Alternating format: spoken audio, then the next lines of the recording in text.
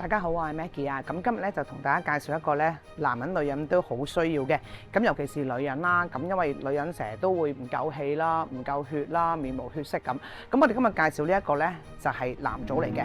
我哋賣嘅咧就係野生嘅藍棗啦。我哋有兩個 size 嘅，有一個咁大嘅，咁就係大藍棗啦。呢個咧就小藍棗啦。咁其實有乜分別咧？有啲客人中意當口果食嘅，我哋會用大藍棗，因為個肉比較厚啲。咁如果你話攞嚟燉湯啦、做甜品啊、燉鮮奶啊就咁飲嘅話，就用小藍棗，因為第一容易出味，第二個味咧會比較甜嘅。咁成日好多人問我哋啊，藍棗同紅棗有乜分別？其實分別都好大。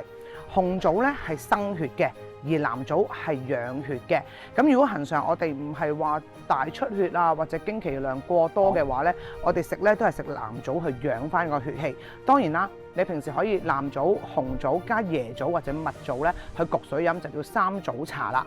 咁如果平時瞓得唔好嘅，我哋好建議啦，用藍棗加埋雞泡膠去燉個鮮奶飲，係一個好好味嘅甜品，同埋食完之後咧好好瞓，好舒服嘅個人。大家記住啊，唔好忘記用藍棗，因為藍棗係一樣對我哋身體好好嘅嘢嚟嘅，係養血嘅。